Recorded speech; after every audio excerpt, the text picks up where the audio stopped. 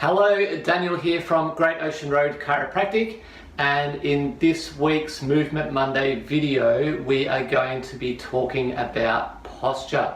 Now that's something that we often get asked about in the office, obviously, and a lot of you might be thinking, well, what has my posture got to do with movement? And the answer to that is that your posture is absolutely central to how your body moves. So we're going to have a quick look at what we're talking about when we're talking about your spinal posture.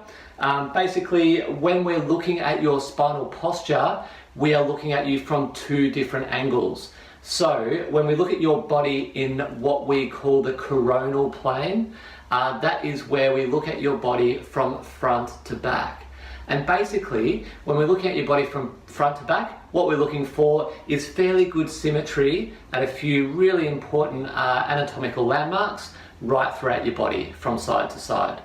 The other way that we look at your posture with your spine is in what we call the sagittal plane. So this is where we look at your posture from the side, and this is one component of our posture that we're finding that a lot of people are having trouble with as we spend more and more time sitting in a car, sitting at a desk, or indeed using devices.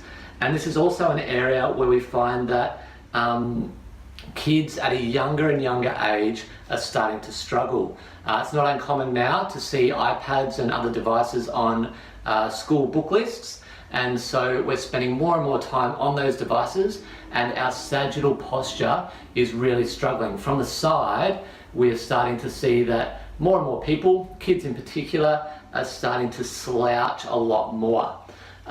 Now, to quickly demonstrate how our posture can affect our movement and our function, we can do a couple of really quick things to demonstrate that. So, when we're talking about our sagittal posture, if you stand looking from the side and drop your head forward, which is what a lot of us tend to do in our posture throughout the day, and put yourself in that posture and then try to move your head forward and back, compared to doing that in a nice balanced upright posture, and you will find that your range of motion is significantly reduced and it's actually more difficult to move in that poor posture. Another way that we can see that a slouched or poor sagittal posture affects our health and our function is if we again slouch and try to take a full breath in and out in that posture, compared to being in a nice open upright posture and taking a nice breath in and out from there. So it's really easy with those two examples to see how important our posture is for our movement. And when we come back next week, we're going to look at how you can actually assess your posture at home.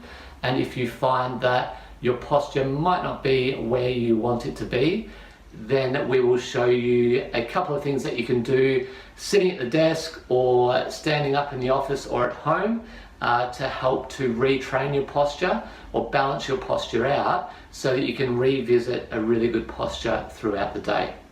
So enjoy the rest of your week, be a little bit more mindful of your posture, and pop back in next week for us to run through how to check your posture and what to do about it if you're not happy with where your posture's at.